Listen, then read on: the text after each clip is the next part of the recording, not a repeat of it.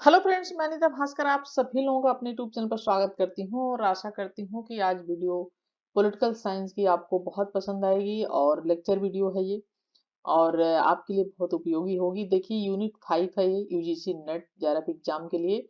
और किसी स्टूडेंट्स ने आग्रह किया कि मैं जो है यूनिट 5 का अंतर्राष्ट्रीय संबंध का जो आपका है ये उसे मैं टॉपिक को पढ़ाऊं। ठीक है, लेक्चर वीडियो और उसके बाद एमसीक्यू भी कराऊं। और अगर आपको ये वीडियो पसंद आती है तो जरूर लाइक शेयर कमेंट करें। और इसके अलावा अगर ये यूनिट मैं कंप्लीट कराऊंगी तो उसके बाद मैं अगर पसंद आएगी तो मैं जरूर सारी यूनिट पढ़ा दूंगी इसी तरीके से लेक्चर वीडियो, उसके बाद क्वेश्चन आंसर तो मैं करा ही रही हूँ। ठीक है, और वीडियो पसंद आए तो जरूर लाइक कमेंट करिएगा। क्योंकि इसमें देखिए बनाने में बहुत टाइम लगा है और काफी मेहनत लग जाती है लेक्चर वीडियो बनाने में। तो ज़रूर चाहती हूँ कि आप मेरा सहयोग दें और शानदार वीडियो को जो है ज़रूर देखें अच्छी तरीके से, जिससे मेरी मेहनत सफल हो। ठीक है, और लाइक कमेंट ज़रूर करें क्योंकि बहुत टाइम लगता है, मेहनत लगती है बनाने में वीडियो आदि।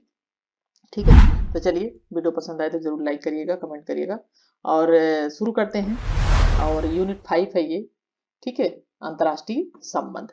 तो पहले हम ये समझते हैं जो है इसमें आज पढ़ेंगे कि अंतर्राष्ट्रीय संबंध का अर्थ क्या है और इसके महत्व क्या है। ठीक है, ये सारी चीजें हम थोड़ा सा जानेंगे है क्या ये अंतर्राष्ट्रीय संबंध। ठीक है, तो चलिए शुरुआत करते हैं। तो शुरुआत में देखिए, वर्तमान युग क्या है, राष्ट्रीयता का युग है। अर्थात हम सभी क्या है, एक दूसरे पर आश्रित रहे। ठीक है, अपने देश में या अपने समाज में अपने आसपास हम एक दूसरे पर आश्रित है। हम अकेले कुछ भी नहीं कर पाते हैं। ठीक है, हम अगर ये चाहे सब कुछ, हम ऐसा तो नहीं सब कुछ हम ही कर लेंगे अकेले। ठीक है, हमें एक दूसरे पर निर्भर होना पड़ता है, एक दूसरे पर आश्रित होना पड़ता है। ठीक है, चाहे प्राकृतिक तरीके से चाहे आधुनिक तरीके से या किसी भी तरीके से हम एक दूसरे पर कहीं ना कहीं निर्भर होते हैं। ऐसा तो है नहीं कि हम खुद ही गेहूं उगाते हैं और खुद ही खाते हैं। किसान उगाता है, हम खाते हैं, हम किसानों पर निर्भर है। हर आदमी खेती नहीं करता है, हर आदमी हर व्यवसाय नहीं करता है, हर चीज हर आदमी नहीं कर सकता है, हर मनुष्य नहीं कर सकता है। इसी तरीके से देश की बात आती है तो देश भी एक दूसरे पर जरूर आश्रित होते हैं। कहीं से तेल का सप्लाई हो रही, कहीं से किसी चीज की सप्लाई हो रही है। ठीक है, एक्सपोर्ट हो रहा है हमारे देश से तो इंपोर्ट भी हमारा देश कर रहा है। ये सारी चीजें होती है तो हम एक दूसरे से जरूर संबंध रखते हैं। यही होता है अंतरराष्ट्रीय संबंध, इंटरनेशनल रिलेशंस। ठीक है, तो देखिए, हम जब सभी एक दूसरे पर आश्रित हैं या तो सभी देशों के मध्य अनेक प्रकार के संबंधों का निर्माण होता है। वर्तमान उन्नत वैज्ञानिक युग में, यानी वैज्ञानिक युग है, उन्नति का युग है, देश है हम। इस समय काल की हमारी जो है देश काल की सीमाएं हैं यथावत होने पर भी देश के मध्य जो है दूरियां सिमट गई हैं, क्योंकि आधुनिक काल, वैज्ञानिक काल, मीडिया का काल, ये सारी चीजें हैं। तो बहुत सारी चीजें सिमट गई हैं। किसी भाग में घटित घटना का प्रभाव सभी पर पड़ता है। विश्व का कोई भी भाग हो, कहीं भी कुछ भी होता है तो सभी पर वो घटना का प्रभाव पड़ता है। ठीक है, किसी और जैसे रूस और यूक्रेन का भी ताजा युद्ध हुआ है तो उसका क्या प्रभाव सब जगह नहीं पड़ा, जरूर पड़ा है। बहुत से देशों में बहुत सारी महंगाई आ गई है उसकी वजह से, क्योंकि एक्सपोर्ट है इम्पोर्ट है, बहुत सारी चीजें होती हैं। ठीक है, तो श्रीलंका में हुई अशांति है या अफगानिस्तान की समस्या है या मालदीव में सरकार का तख्ता पलटने का षड्यंत्र का प्रभाव है, कुछ भी हो, संबंधित क्षेत्रों तक ये चीजें सीमित नहीं रहती हैं और विश्व के अन्य सभी रास्तों पर किसी न किसी रूप में वो उसका असर दिखाई देता है, उसका असर पड़ता है। ठीक है, इसी प्रकार विश्व के किस भाग में कौन सी महत्वपूर्ण घटना घटी है, उसका क्या प्रभाव पड़ा है और अन्य देशों पर क्या पड़ना स्वाभाविक है, सारी चीजों का जो है चीजें पता चलती हैं। वर्तमान विश्व के सभ्य राष्ट्र एक दूसरे की वैज्ञानिक तथा तकनीकी, आर्थिक और सामाजिक, राजनीतिक और सांस्कृतिक और व्यवहारिक उपलब्धियों में एक दूसरे के क्या कहते हैं, सहभागी रहते हैं। एक दूसरे के सहभागिता के इच्छुक होते हैं और एक दूसरे से कुछ पाना चाहते हैं। ठीक है, और उसी क्रम में कुछ देना भी चाहते हैं। यानी हमारा देश कुछ एक्सपोर्ट करता है या और भारी चीजें हैं, सुरक्षा चाहता है या बहुत सारी चीजें हैं, तो फिर देना भी चाहता है। हम किसी को देते भी हैं और किसी से हम कुछ लेते भी हैं। ठीक है, विश्व के समस्त राज्य चाहे वो शक्तिशाली हो, चाहे अमेरिका कितना ही शक्तिशाली हो, लेकिन क्या अमेरिका अकेले सब कुछ कर लेगा, नहीं कर सकता। किसी न किसी प्रकार एक दूसरे के निकट होते हैं। तेल तो इराक से ही आना है ना। तो ये सारी चीजें इस प्रकार यह स्पष्ट हो जाता है कि अंतरराष्ट्रीय संबंधों का अभिप्राय उन संबंधों से है जो कि सभी राष्ट्रों के मध्य है। ठीक है, अब अंतरराष्ट्रीय संबंधों का अर्थ थोड़ा सा समझ लेते हैं, बाकी भूमिका में हमने समझ ही लिया है। तो देखिए, सर्वप्रथम अंतरराष्ट्रीय संबंधों का प्रयोग किसने किया? Jeremy Bentham. ठीक है, जेरेमी बेंथम को उपयोगितावाद का जनक भी माना जाता है। और उसके पश्चात इस शब्द का प्रयोग संप्रभु देशों के बीच स्थापित जो सरकारी संबंधों को परिभाषित करने हेतु किया जाने, यानी कुछ विद्वान अंतरराष्ट्रीय संबंधों के अंतर्गत राष्ट्रों के मध्य सामाजिक, आर्थिक तथा संबंधों को भी सम्मिलित करने में लगे थे। और इस आधार पर अंतरराष्ट्रीय संबंधों की विषय वस्तु से संबंधित दो दृष्टिकोण प्रचलन में आए। और कौन से दृष्टिकोण? एक संकुचित दृष्टिकोण और दूसरा व्यापक दृष्टिकोण। ठीक है, तो देखिए, अंतरराष्ट्रीय संबंधों के संकुचित दृष्टिकोण को मानने वाले विद्वानों का क्या मतलब है, क्या मत है, उनका विचार क्या है, उनकी थिंकिंग क्या है, सोच क्या है? उनका मत है कि अंतरराष्ट्रीय संबंधों के अंतर्गत स्वतंत्रता संप्रभु देशों के राष्ट्रों के केवल उन्हीं संबंधों को शामिल किया जाना चाहिए। किसकी बात?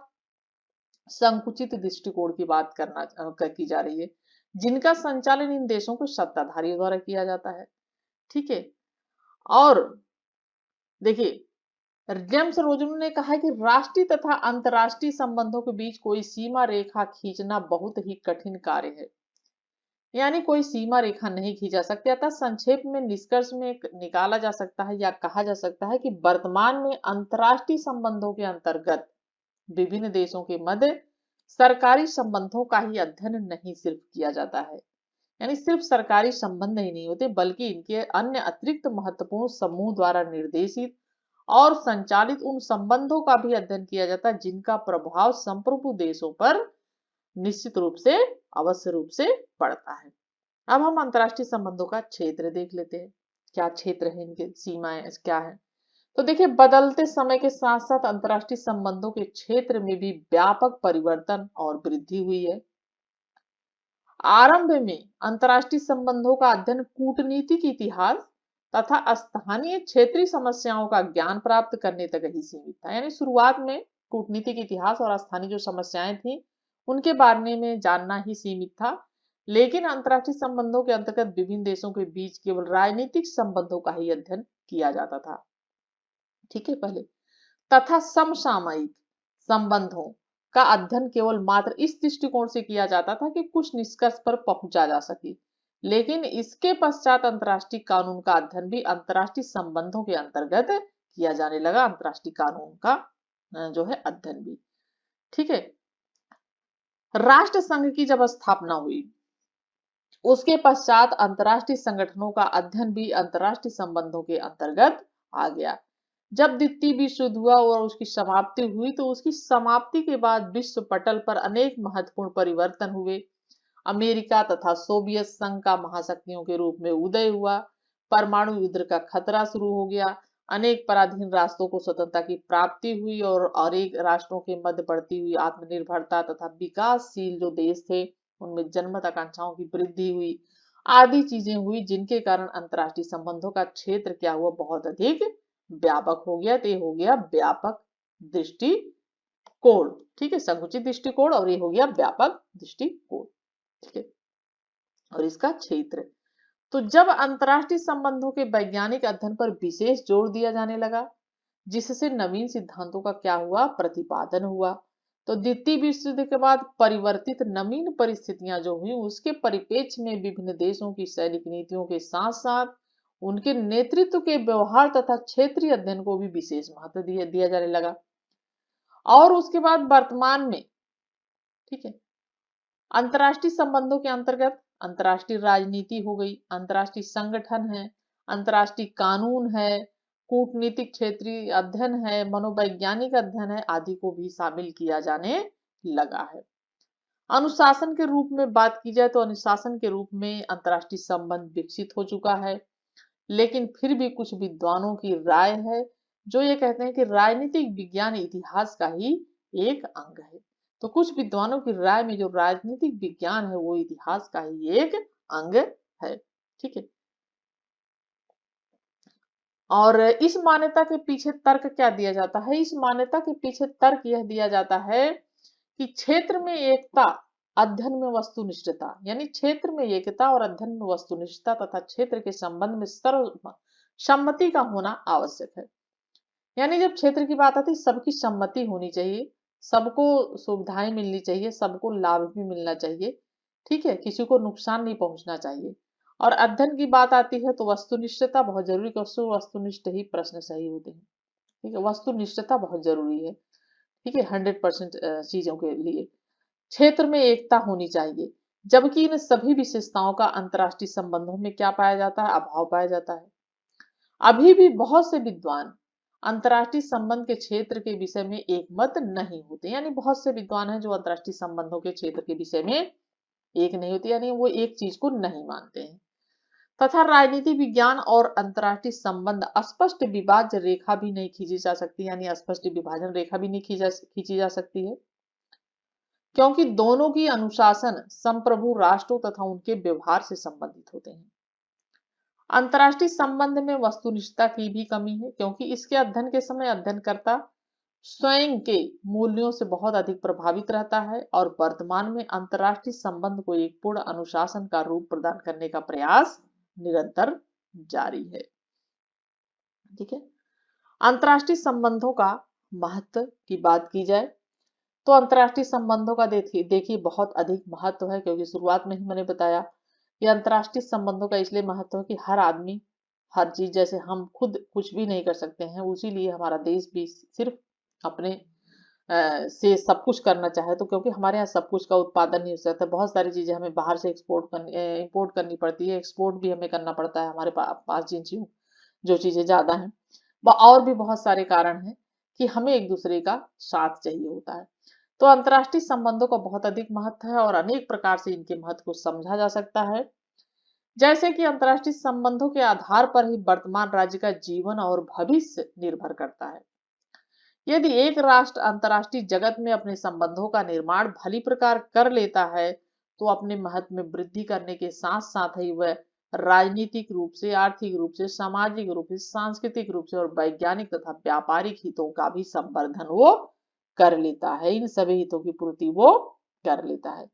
किसी राज्य के राष्ट्रीय हितों का संवर्धन तथा सुरक्षा इस बात पर सर्वाधिक निर्भर करती है, तो इतना अधिक महत्व है अंतर्राष्ट्रीय संबंधों का।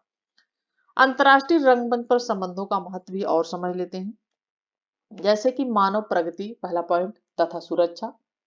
अंतर्राष्ट्रीय संबंधों का अध्ययन मानव तथा उसकी सुरक्षा से संबंधित दृष्टिकोण प्रस्तुत करता है। यह इस बात के लिए प्रेरणा प्रदान करता है कि एक राष्ट्र वर्तमान जो परिस्थितियां हैं उन परिस्थितियों में किस प्रकार से कार्य करता है, राष्ट्र और मानव की सुरक्षा तथा प्रगति में अभिवृद्धि कर सकता है, जिससे कि अंतर्राष्ट्रीय मैत्री भावना में वृद्धि हो सके और मैत्री भाव स्थापित हो सके, यानी मानव प्रगति तथा सुरक्षा अंतर्राष्ट्रीय संबंधों के महत्व में आता है। फिर है विश्व बंधुत्व की भावना।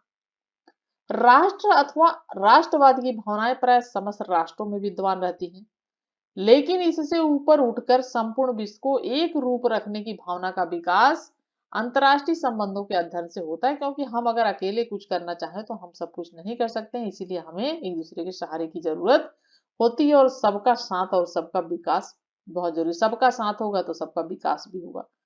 ठीक है, यही भावना एक विश्व वसुधैव कुटुंबकम का भी क्या होती है, आधार स्तंभ होती है। तो विश्व बंधुत्व की भावना इसका बहुत अधिक महत्व है अंतर्राष्ट्रीय संबंधों का।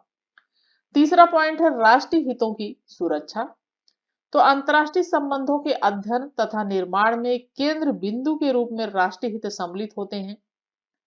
राष्ट्रीय हित में राष्ट्र की सुरक्षा होती है तथा प्रगति को प्राथमिक मान लेने पर यह स्पष्ट हो जाता है कि अंतर्राष्ट्रीय संबंधों का कुशलता पूर्वक संचालन करने वाले राष्ट्र की सुरक्षा तथा प्रगति की प्राप्ति में क्या होते हैं, वो सफल होते हैं।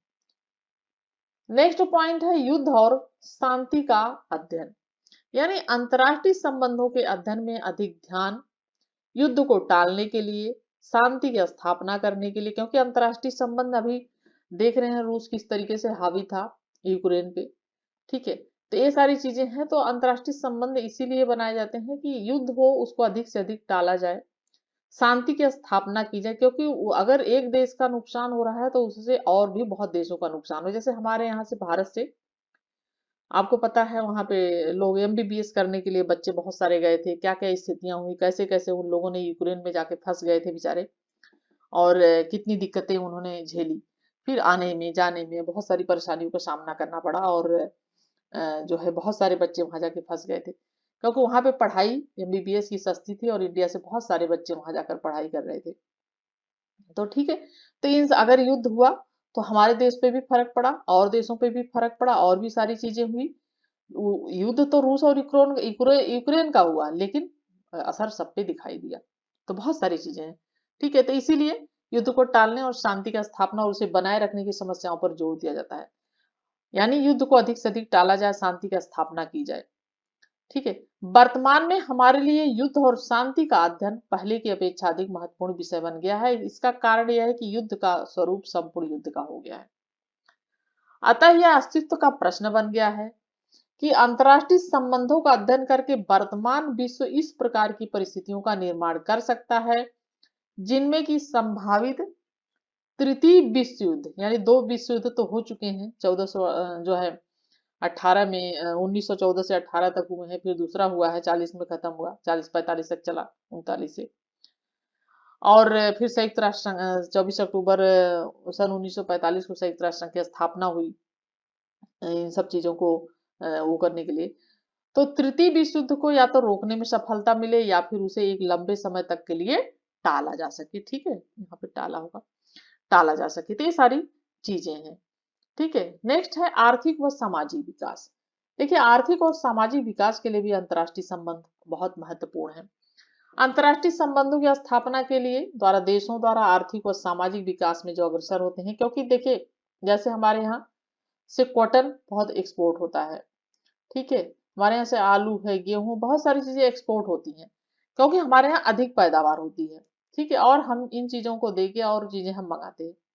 तो ये देखिए आर्थिक और सामाजिक, तो इससे क्या होगा, हमारे यहाँ जो चीजें सस्ती हैं हम उसे एक्सपोर्ट करेंगे, जो चीजें हमारे ज्यादा पैदा होती है वो हम एक्सपोर्ट करेंगे, और जो चीजें जहाँ पे ज्यादा पैदा होती है उससे हम चीजें लेते हैं। फिर उससे क्या होता है, एक दूसरे पर हम निर्भर होते हैं और एक दूसरे के संबंधों की आवश्यकता होती है।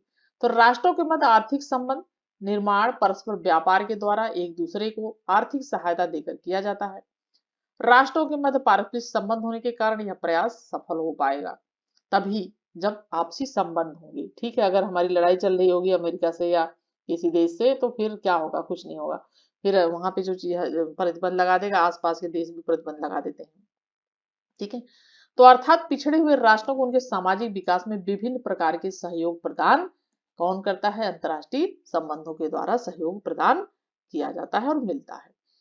ठीक है, राष्ट्रों की वैदेशिक नीति, तो अंतर्राष्ट्रीय संबंधों के अध्ययन से निम्न ज्ञान की प्राप्ति होती है। जैसे राष्ट्र को संपूर्ण विश्व में होने वाली राजनीतिक गतिविधियों का ज्ञान प्राप्त होता है, यानी संपूर्ण विश्व में क्या क्या चल रहा है, क्या क्या राजनीतिक गतिविधियां हैं, तभी तो पता चलेगा। जब हम संबंध बनाए, या उत्तर कोरिया की तरह हम बंद रहेंगे तो कैसे पता चलेगा। यह राष्ट्र गतिविधियों के आधार पर अपने संबंधों का निर्माण करता है। दूसरे राष्ट्रों के साथ किस प्रकार की नीति अपनानी चाहिए, इस बात का दिशा निर्देशन भी प्राप्त होता है। ठीक है, यानी किस प्रकार की हमें चीन से कैसे सीमा पे हमेशा पहुंचा रहता है, पाकिस्तान क्या क्या हरकतें करता रहता है, तो ये सारी चीजें हमें उनके साथ किस तरह का रवैया अपनाना है, उनके हमें व्यवहारों के द्वारा हमें समझना होता है।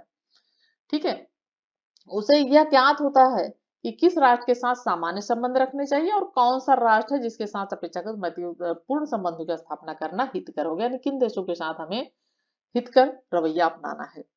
ठीक है, चलिए, तो ये सारी चीजें बहुत इंपॉर्टेंट हैं, और वीडियो अच्छी लगे तो जरूर कमेंट करिएगा, क्योंकि देखिए फिर आगे भी मैं सारे यूनिट फिर कोशिश करूंगी मैं इस तरीके से पढ़ाऊं। और जरूर वीडियो को देखें और सहयोग करें और अपने दोस्तों में भी शेयर करें। 21वीं सदी में अंतर्राष्ट्रीय संबंधों का परिवर्तित स्वरूप, तो अंतर्राष्ट्रीय संबंधों के स्वरूप में निरंतर परिवर्तन आ रहा है। पहले अंतर्राष्ट्रीय राजनीति यूरोपीय राज्यों तक ही सीमित होती थी, परंतु अब एशियाई और अफ्रीकी राज्यों की समस्याओं तक इसके क्षेत्र का विस्तार हो गया है। अंतर्राष्ट्रीय राजनीति अंतर्राष्ट्रीय संबंधों को व्यापक रूप से प्रभावित किया है और अपने सीमित साधनों के साथ बेरोजगारी है, निर्धनता है आदि समस्याओं से जूझना पड़ता है। या पड़ रहा है। तो परमाणु शक्ति के विकास से देखिए अंतर्राष्ट्रीय स्थिति तनाव के दौर से गुजर रही है, क्योंकि रूस ने बहुत सारी परमाणु वो कर लिए हैं, उत्तर कोरिया निकल लिए हैं, चाइना निकल लिए हैं। तो ये जो है, लेकिन हमारा देश भी पीछे नहीं, हमारे देश ने भी इसमें आत्मनिर्भरता प्राप्त कर ली है। तो ये सारी चीजें हैं। तो विश्व शक्ति संरचना निरंतर परिवर्तन के दौर से गुजर रही है, और अंतर्राष्ट्रीय व्यवस्था का एक सकारात्मक पहलू यह भी है कि विश्व जनमत के उदय ने आधुनिक अंतर्राष्ट्रीय समुदाय के राष्ट्रवादी आक्रामक प्रवृत्ति पर नियंत्रण स्थापित करने का प्रयत्न किया है, जो कि जारी भी है अभी, और औद्योगिक क्षेत्रों में हुए अंतर्राष्ट्रीय संबंधों को परिवर्तित कर दिया है आधुनिक ये चीजें। तो अंतर्राष्ट्रीय एकीकरण और अंतर्राष्ट्रीय सहयोग को बढ़ाने की प्रति जो है जागरूक हुए हैं। इस अंतर्राष्ट्रीय निर्भरता ने जहां एक और अंतर्राष्ट्रीय संबंधों के विशुद्ध स्तरीय स्वरूप की स्थापना की, वहीं दूसरी ओर विश्व में शांतिपूर्ण सहयोगात्मक संबंधों की स्थापना की ओर झुकाव भी उत्पन्न किया है अंतर्राष्ट्रीय एकीकरण ने। ठीक है, इतनी सारी चीजें हमने पढ़ ली, क्षेत्र आदि और महत्व आदि। और अब हम थोड़ा सा इसका सारांश देखेंगे, यानी सीमाएं क्या हैं वो भी देखेंगे। तो देखिए, अंतर्राष्ट्रीय संबंधों के केवल एक भाग को अंतर्राष्ट्रीय राजनीति में सम्मिलित किया जाता है। इसके विपरीत अंतर्राष्ट्रीय संबंधों के अध्ययन की कोई निश्चित सीमा नहीं। अंतर्राष्ट्रीय संबंधों में विभिन्न राष्ट्रों की विदेश नीतियों का अध्ययन किया जाता है, यानी विभिन्न देशों की जो है विदेश नीति क्या है। अंतर्राष्ट्रीय संबंधों के अध्ययन के क्षेत्र में मानवीय व्यवहार भी सम्मिलित होता है, यानी कैसे हमारे साथ या हम किसी के साथ कैसा व्यवहार कर रहे हैं, मानवीय व्यवहार भी सम्मिलित होता है। क्योंकि देश तो देश है, लेकिन उसका जो मेन होगा, जो प्रधानमंत्री होगा, राष्ट्रपति होगा, वो किस तरीके का व्यवहार अपने देश से दूसरे देश के साथ करना चाह रहा है या करता है। क्योंकि अंतर्राष्ट्रीय जगत में निर्णय लेने की प्रक्रिया का क्योंकि विशेष महत्व तो मनुष्य ही लेगा, मानव ही लेगा, और महत्वपूर्ण समस्याओं पर निर्णय जो है व्यक्तिगत रूप में समूह के द्वारा लिए जाते हैं। अंतर्राष्ट्रीय संबंधों का अध्ययन अंतर्राष्ट्रीय जीवन के ज्ञात तथ्यों पर उन शक्तियों तथा परिस्थितियों पर रहता है जो पारस्परिक व्यवहारों को क्या करते हैं, प्रभावित करते हैं। ठीक है, अंतर्राष्ट्रीय संबंध के अंतर्गत देशों और राष्ट्रों के पारस्परिक जो संबंध है उनके समस्त पक्षों पर उन पर अध्ययन किया जाता है। यानी अंतर्राष्ट्रीय संबंध के अंदर जो देश हैं और राष्ट्र के जो आपस में पारस्परिक संबंध हैं उनके समस्त पहलुओं पर, समस्त पक्षों पर अध्ययन किया जाता है। और यह सभी पक्ष राजनीतिक होने के अतिरिक्त, यानी राजनीतिक भी होते हैं लेकिन वो गैर राजनीतिक भी हो सकते हैं। ठीक है, जरूरी नहीं सिर्फ राजनीतिक ही हो पक्ष, गैर भी राजनीतिक हो सकते हैं, अथवा संघर्ष युक्त हो सकते हैं, कानूनी भी हो सकते हैं, सांस्कृतिक भी हो सकते हैं, और आर्थिक अथवा भौगोलिक दृष्टिकोण से भी हो सकते हैं, सरकारी भी हो सकते हैं और गैर सरकारी भी हो सकते हैं, ये सारी चीजें। ठीक है, अभी जैसे ग्लोबल वार्मिंग की बात की जाए तो इस पे अगर भी चीन ज्यादा उत्सर्जन कर रहा है, अमेरिका ज्यादा उत्सर्जन कर रहा है, ये सारी बहुत सारी चीजें आती हैं इनमें। ठीक है, तो इस पे भी बात की जाती है कि इस पे कम किया जाए, कम उत्सर्जन किया जाए। और इसके अंतर्गत समावेश होता है जो क्षेत्र के अंतर्गत आते हैं अंतर्राष्ट्रीय संबंधों के अध्ययन में विभिन्न राज्य सरकारों, संधि व्यवस्था, ठीक है, अंतर्राष्ट्रीय सांस्कृतिक, धार्मिक और औद्योगिक संगठनों का भी क्या होता है, उसका समावेश होता है। अंतर्राष्ट्रीय संबंधों का विषय क्षेत्र के विभिन्न राज्यों की सीमाओं के आपसी संबंधों तक ही सीमित नहीं होता है। यानी अंतर्राष्ट्रीय संबंधों का जो विषय क्षेत्र है सिर्फ राज्य की सरकारों तक ही सीमित नहीं होता है, उनके संबंधों तक, बल्कि अंतर्राष्ट्रीय राजनीति का क्षेत्र भी, ये सारी चीजें इसमें सीमित होती हैं। ठीक है, और इसी में एक परिभाषा है हेराल्ड तथा स्प्राउट के मतानुसार अंतर्राष्ट्रीय संबंध में दो देशों के मध्य समस्त मानवीय संबंध आ जाते हैं। यानी दो देशों या दो से अधिक भी हो सकते हैं, तो इनके मध्य समस्त मानवीय संबंध आ जाते हैं। और इसके विपरीत अंतर्राष्ट्रीय राजनीति में केवल विभिन्न देशों की राजनीति का समावेश है। अगर राजनीति की बात की जाए तो सिर्फ विभिन्न देशों की राजनीति का समावेश होता है, लेकिन अगर अंतर्राष्ट्रीय संबंध की बात की जाती है तो समस्त मानवीय जो संबंध होते हैं वो सभी आ जाते हैं। और इसमें विभिन्न राज्यों के कूटनीतिक तथा राजनीतिक संबंधों पर भी विचार किया जाता है। ठीक है, तो आज के लिए इतना ही, और वीडियो कैसी लगी जरूर कमेंट करें और हम बढ़ते हैं अच्छी तरीके से अंतर्राष्ट्रीय संबंध। और पसंद आई हो तो प्लीज़ लाइक शेयर कमेंट जरूर करें। और नेक्स्ट वीडियो में फिर मिलती हूँ इसी में नेक्स्ट पॉइंट। और आशा करती हूँ कि आपको वीडियो बहुत पसंद आई होगी। Thank you for watching video.